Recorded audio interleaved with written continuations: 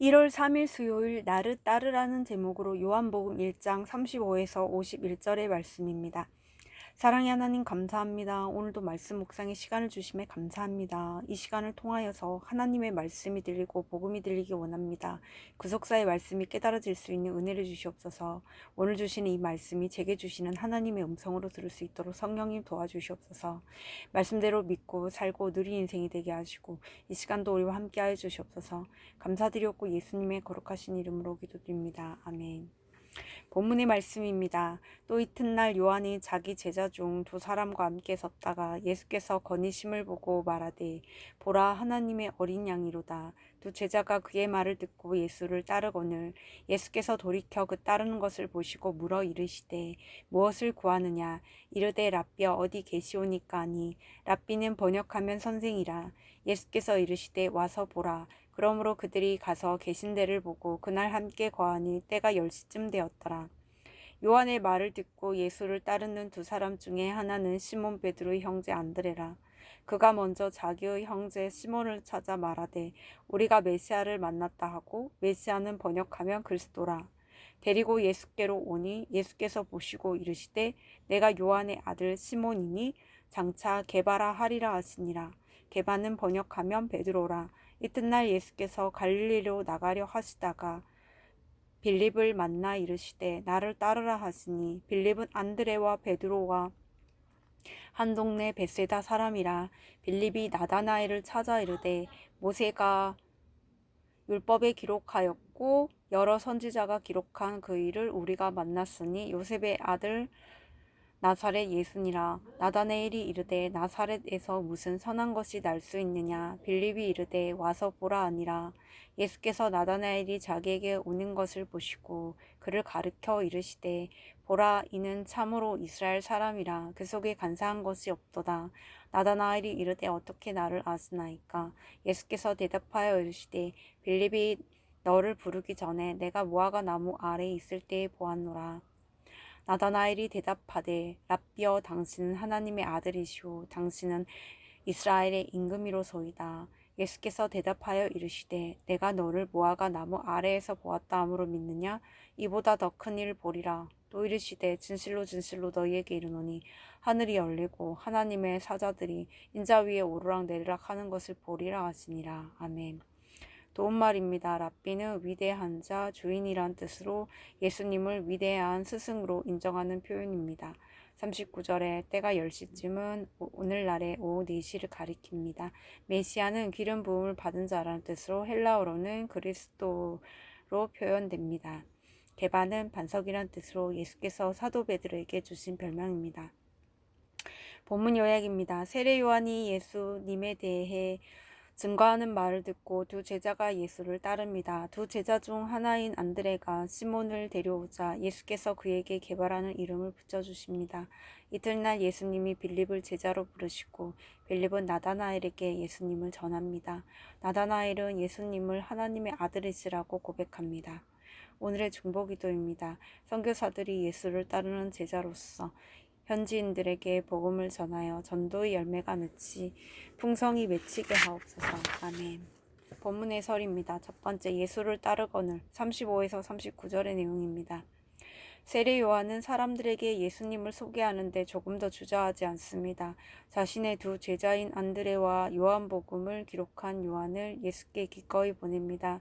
세례 요한은 사사로운 욕심으로 그들을 자기 곁에 붙들어 두지 않습니다. 사람들이 세례 요한 자신이 아니라 예수님을 바라보며 따르게 합니다. 예수님의 오심을 예비하고 그리스도를 영화롭게 하는 것이 그의 사명이기 때문입니다. 사람들로 하여금 내가 아닌 예수를 따르게 하는 것이 진정한 제자도입니다. 적용 질문입니다. 나는 지금 무엇을 바라보고 따릅니까? 예수님의 말씀을 따라 살고 있습니까? 두 번째, 와서 보라 40에서 46절의 내용입니다.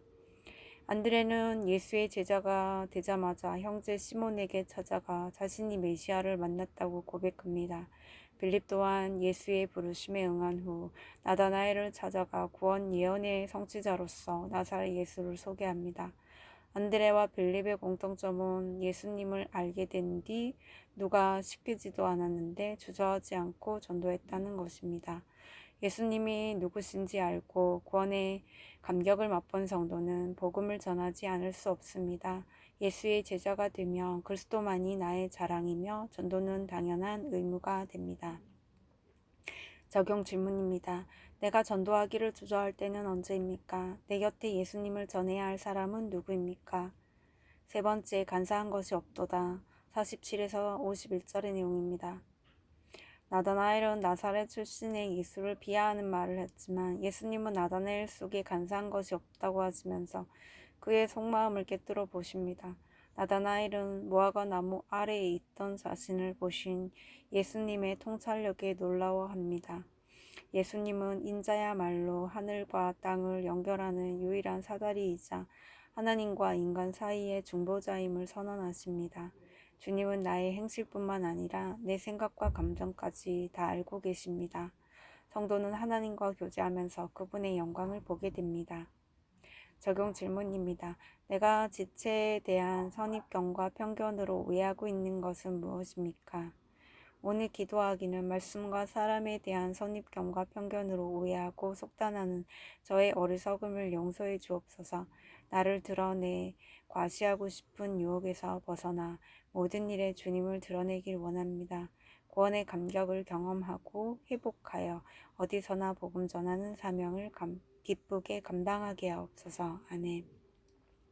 묵상 간증입니다. 10년 만에 다시 찾아오신 주님이란 제목으로 이 성수님의 말씀 적용글입니다. 제가 대학교 1학년 때 아버지가 강경하로 돌아가셨습니다. 그 뒤 어머니는 친척의 소개로 교회를 다니셨지만 저는 신앙생활에 관심이 없었습니다. 대학 졸업 후 바로 취직이 되어 결혼을 했습니다. 그렇게 삶이 안정되자 저는 회사를 그만두고 사업을 시작했는데 일이 잘 풀려 풍요로운 생활을 영위했습니다. 그러나 그럴수록 아내와의 관계는 악화되었습니다. 저는 일을 개선하려 하기보다 그것을 핑계로 사업에 더 열중했고 오디오와 자동차를 업그레이드하는 것을 낙으로 여기며 살았습니다. 게다가 저를 전도하려고 하는 친구를 핍박하기까지 했습니다. 결국 저는 사업이 망하고 나서야 신앙생활을 하기 시작했습니다. 이것이 우연이 아니라 어머니의 간절한 기도에 대한 응답인 것을 알게 되고 또 너는 내 것이라는 말씀에 감동하여 주님을 따르게 되었습니다. 그러나 저의 신앙은 여전히 물질 욕심이 가득한 기복신앙이었습니다. 이런 저를 불쌍히 여기신 주님은 저의 보금자리가 압수수색을 당하게 하심으로 10년 만에 다시 찾아오셨습니다. 이 사건은 저에게 광풍 같은 고난이었지만 생명에는 지장이 없게 하겠다는 약속의 말씀을 듣고 저의 물질 욕심을 회개했습니다. 그리고 질서에 순종하지 않고 헛된 희망을 쫓은 저에게 이 사건은 반드시 있어야 할 일임을 인정하게 되었습니다.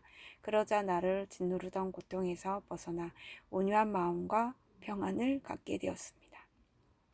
그때까지 저는 율법적인 신앙생활로 내가 옳고 남들은 틀리다고 외치며 감사를 모르는 삶을 살았습니다. 이런 저에게 내가 너를 무화과 나무 아래에서 보았다 함으로 믿느냐. 이보다 더 큰 일을 보리라고 말씀하시고 인도해 주시는 주께 감사드립니다. 이제 우리 가족 모두 하늘나라 생명책에 기록되기를 기도하면서 복음 전하기를 부끄러워하지 않고 전도를 우선으로 하는 삶을 살겠습니다. 이분에 적용하기는 초등학교에 입학하는 손자를 만날 때마다 성경 이야기를 들려주며 전도하겠습니다. 아내의 이야기를 판단하지 않고 잘 듣겠습니다. 입니다.